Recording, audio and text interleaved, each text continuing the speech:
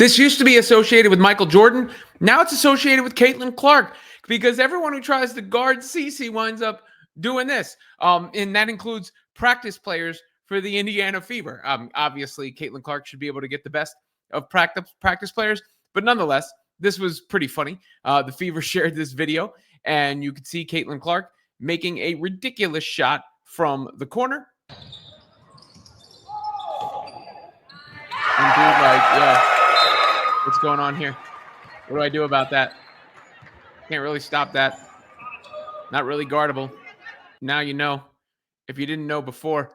And shouts to Correlation, who shared this compilation of what is being dubbed the Caitlyn shrug. Of course, Haley Van Lith famously lifted her arms to be like, what do you want me to do, Kim Mulkey?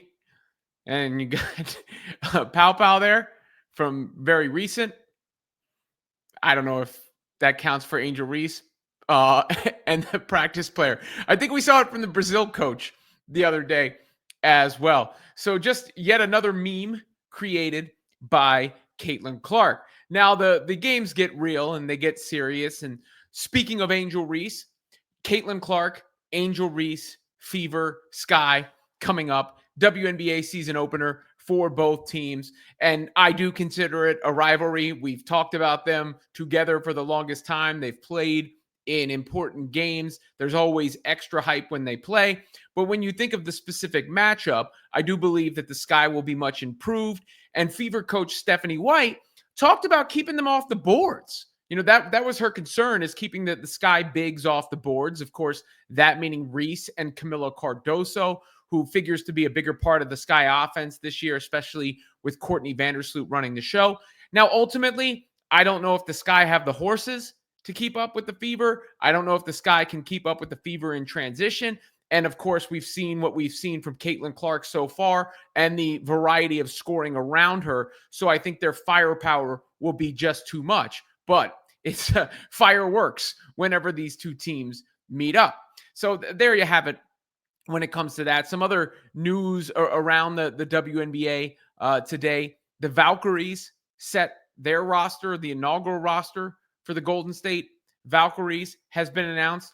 A couple of surprising cuts, I guess you would say. Letitia Amir was cut after playing very, very well in the preseason for the Valkyries. Caitlin Chen also did not make the team.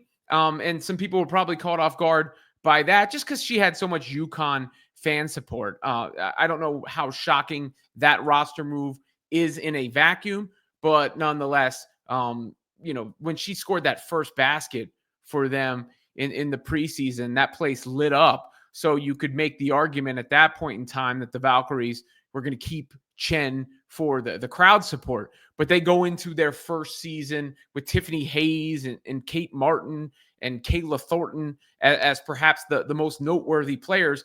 And another thing that's noteworthy is none of their draft picks are playing for them.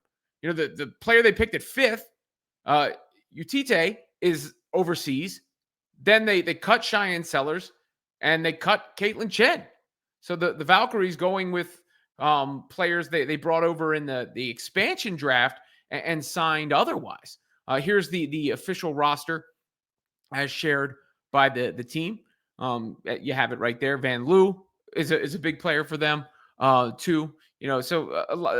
Salon is an interesting, intriguing prospect. There are a lot of intriguing prospects. And so far, look, Natalie Nakase looks like she knows what she's doing as a coach. So internet outrage generally isn't always on the money. You know, I wouldn't say internet outrage is always correct, but a lot of people were surprised by some of the moves that the Golden State Valkyries have made going into this first season. But they have a lot of intrigue around them and a lot of fan support in the area. So we'll see how that develops as they finally take the floor for 2025. Another story out of today is the Washington Mystics made roster cuts and Lucy Olsen made the team. So a lot of Iowa fans very happy about that turn of events, considering Lucy Olsen, a fan favorite, of course, for Iowa fans. No surprise there. considering what she did for the Hawkeyes in her one season there. And the head coach, Sydney Johnson, had spoken highly of her in the preseason, but she didn't play that well in the preseason games, which goes to show you maybe the preseason games themselves just aren't that important. Ami here played great for the Valkyries in the preseason. Deja Kelly, game winner for the Aces in the preseason, and still was on the chopping block. And then, of course, you had Lucy Olsen kind of struggling in the preseason, but still making the Mystics roster. Here's what Sydney Johnson had to say about Lucy Olsen. This is the head coach of the Mystics. Coach, how did Lucy Olsen show that she was worthy of making the team? I think just like everybody else, how hard are you playing? Where's your growth? How many minutes can you spell? I don't necessarily see her in our first group. So how good can she be off the bench? How is she learning? How is she competing? And honestly, it's still really early in her career. I mean, she hasn't even played a first official game. So there's a lot of growth for her to still undertake. And so at this point, we're just encouraged to see how she can do it.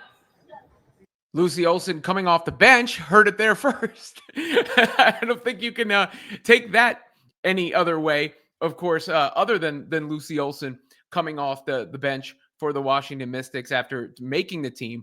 But making the team in and of itself is an accomplishment, especially considering, it's hard. I mean, the WNBA draft in many ways is a farce because so many players get drafted and so few of them actually make the rosters of the team that drafted them. Maybe there needs to be a G League. Maybe this will just naturally get solved by roster expansion. Of course, there are overseas options and everything like that. So other teams can pick you up. But we've seen Cheyenne Sellers was cut by the Valkyries and then cut by the Dream. So it's a cold business. It's a cold business for sure. But nonetheless, we are almost there. We are almost there when it comes to the WNBA season.